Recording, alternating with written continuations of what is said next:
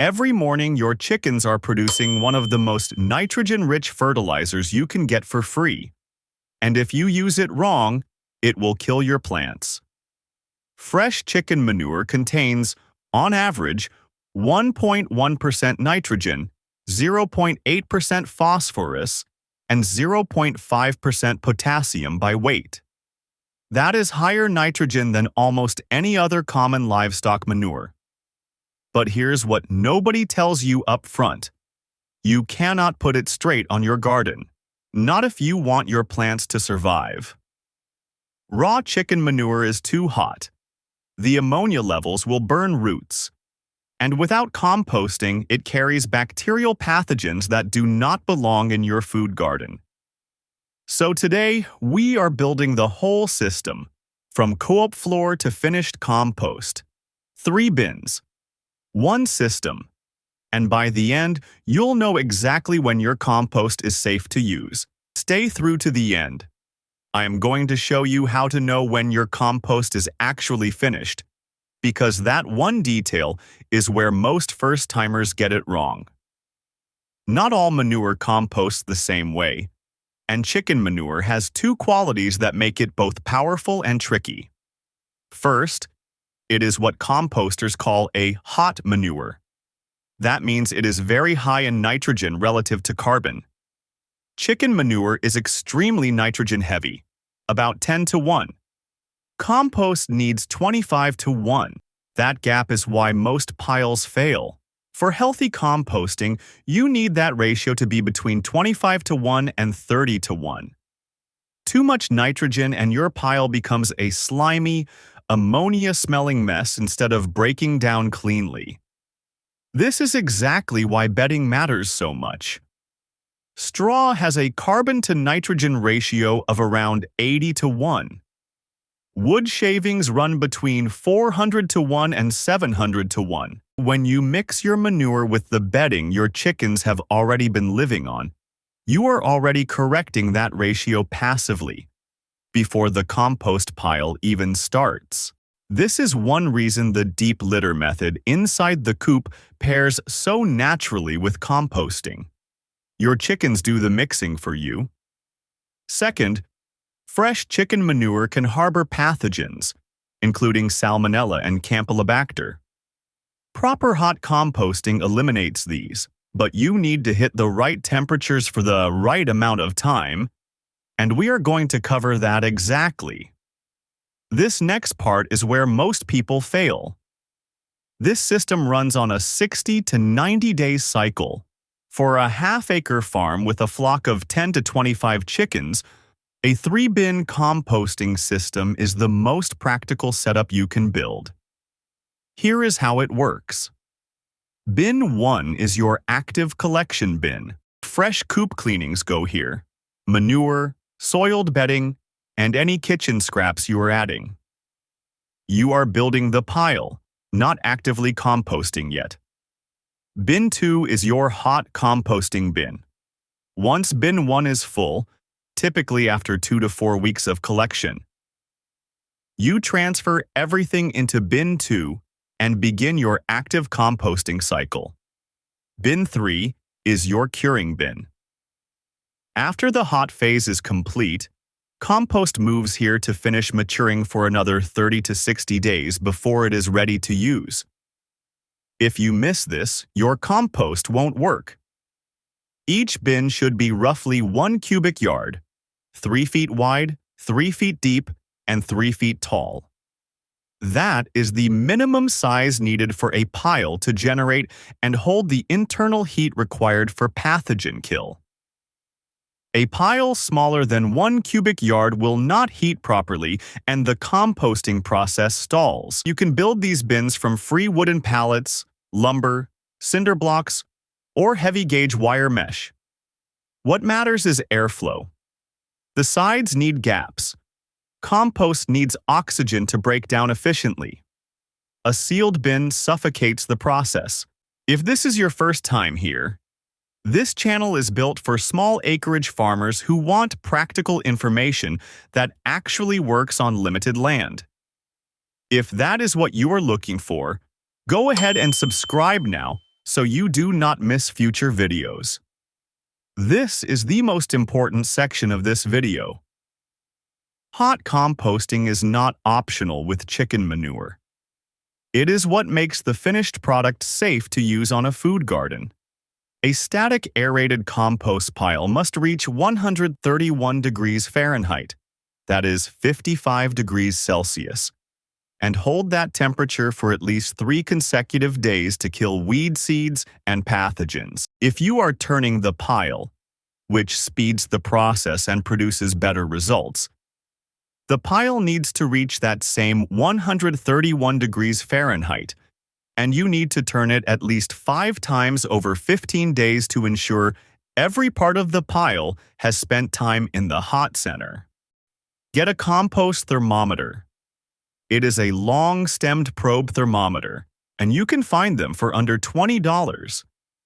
It is not optional. It is how you know whether your pile is actually working.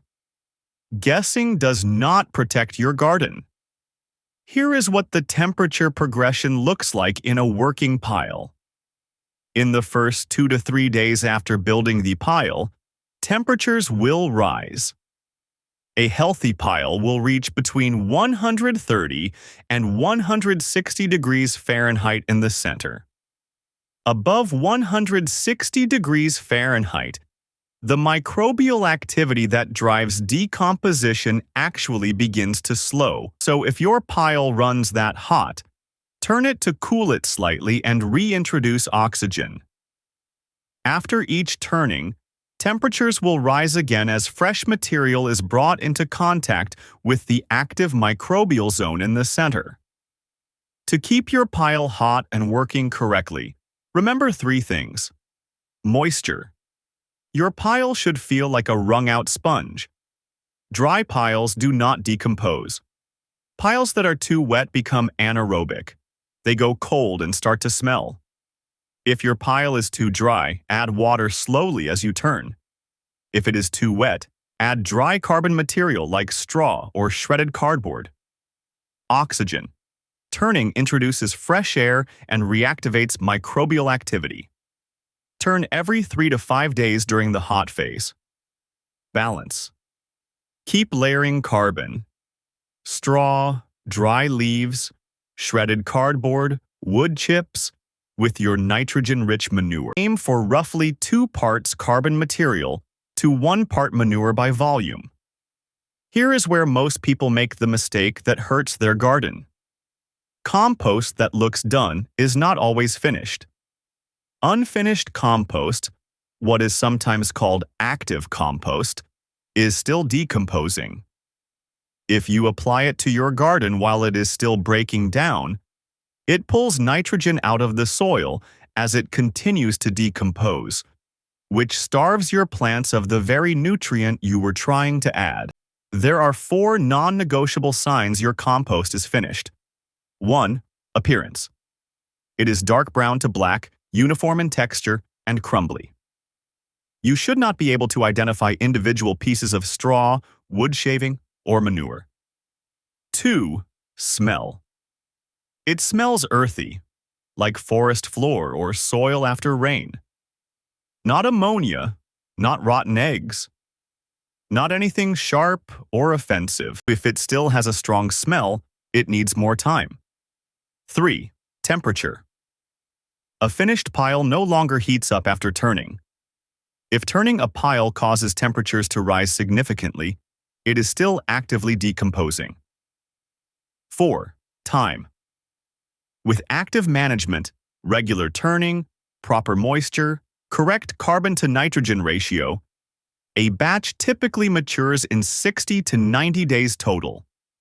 The hot phase takes 15 to 30 days, followed by 30 to 60 days of curing in bin 3. Before I show you how to apply this to your beds, I want to hear from you. Are you already composting your coop waste, or is this your first time setting up a system? Drop it in the comments. I read every single one.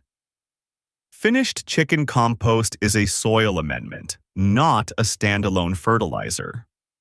It works by improving soil structure, feeding the microbial life in your soil and releasing nutrients slowly over the growing season, which is far more useful to your plants than a one-time burst from a synthetic source.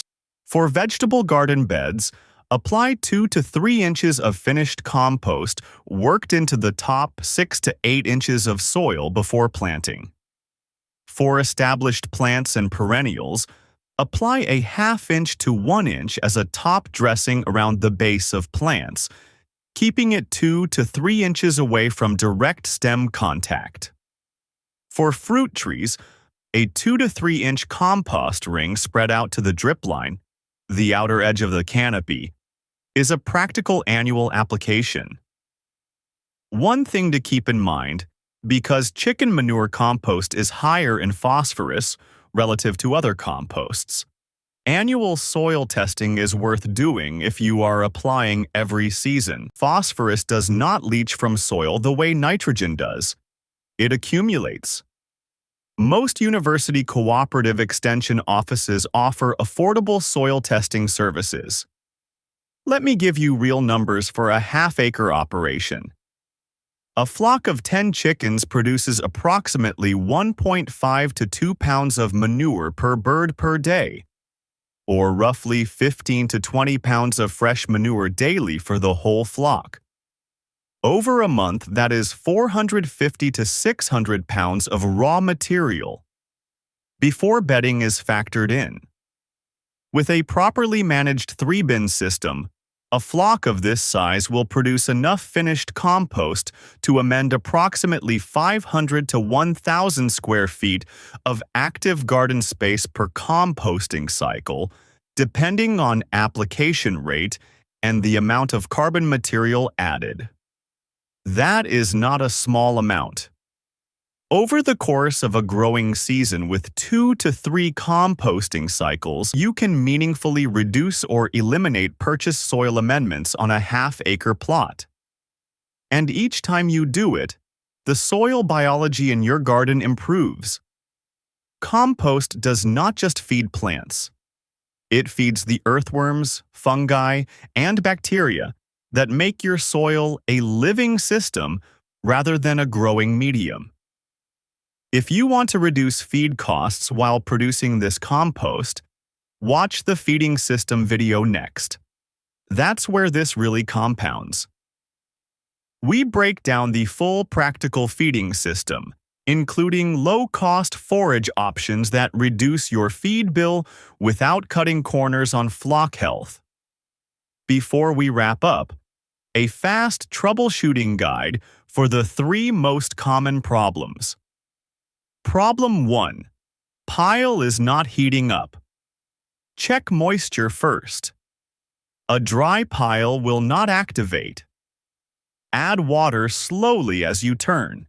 Or also check your carbon to nitrogen balance. A pile that is mostly carbon with very little manure will be slow to heat. Add more nitrogen material.